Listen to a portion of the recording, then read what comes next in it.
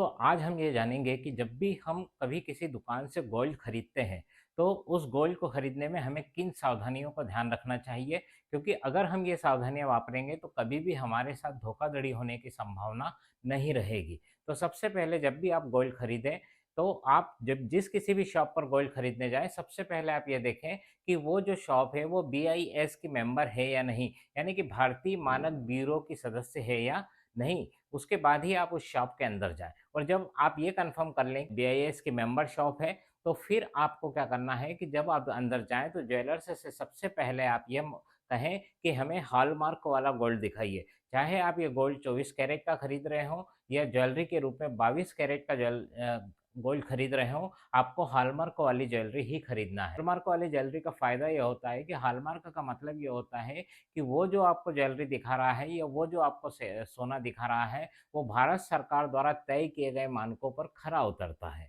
ठीक है? तो जब भी वो ज्वेलरी दिखाएगा, आपको हॉलमार्क वाली ज्वेलरी खरीदना है। अब हॉलमार्क के अंतर्गत आपको देखना क्या है? सबसे पहले आपको हॉलमार्क के अंतर्गत यह देखना है कि उस ज्वेलरी के ऊपर BIS यानी भारतीय मानक ब्यूरो का लोगो है या नहीं है। दूसरी चीज़ देखना है आपको कि उसके ऊपर प्योरिटी नंबर दिया है या नहीं है। प्योरिटी नंबर मतलब यदि 24 कैरेट का गोल्ड है तो वहाँ पर 999 लिखा हुआ होगा, यदि वो 22 कैरेट का गोल्ड है तो वहाँ पर 916 नंबर लिखा होगा, और यदि वो 18 कैरेट का गोल्ड है तो वहाँ पर 750 नंबर दिया होगा, जिससे आपको ये पता चलेगा कि ये किस कैरेट का गोल्ड है।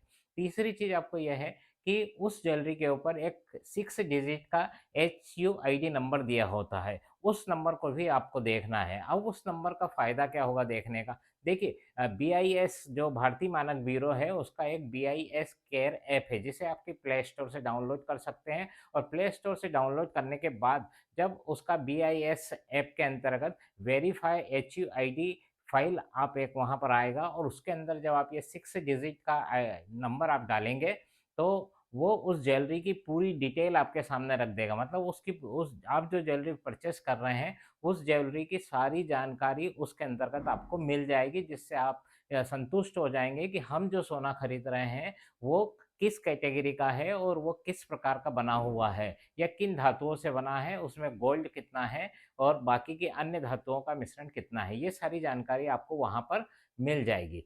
उसके बाद आपको ज्वेलर से जो है एक असेसी प्रमाण पत्र, यानी कि परीक्षण का प्रमाण पत्र आपको उससे माँगना है।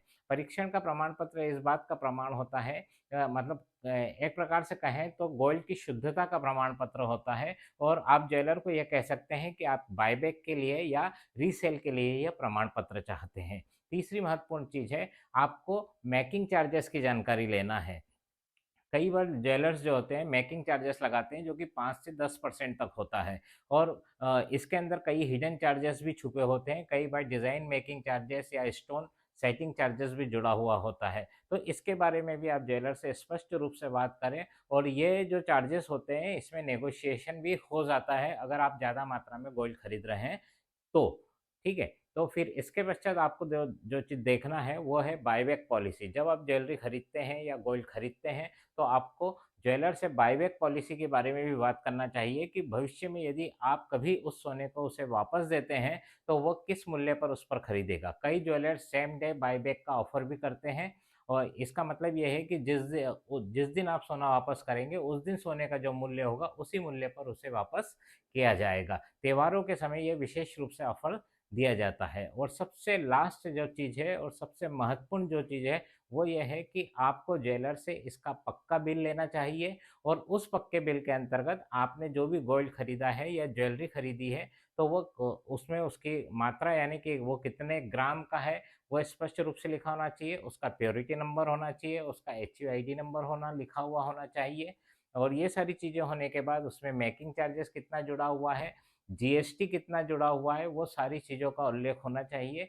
कई बार ये होता है कि हम GST बचाने के उद्देश्य से जो है पक्का बिल नहीं लेते। अगर आप GST बचाने के उद्देश्य से पक्का बिल नहीं ले रहे हैं, तो निश्चित मानिए कि आप एक बहुत बड़ी धोखाधड़ी का शिकार हो सकते हैं। इसलिए जब भी आप गोल्ड परचेज़ करें, हमेशा पक्का बिल ही लें, ताकि आपके साथ किसी भी प्रकार की कोई धोखाधड़ी होने की संभावना ना हो।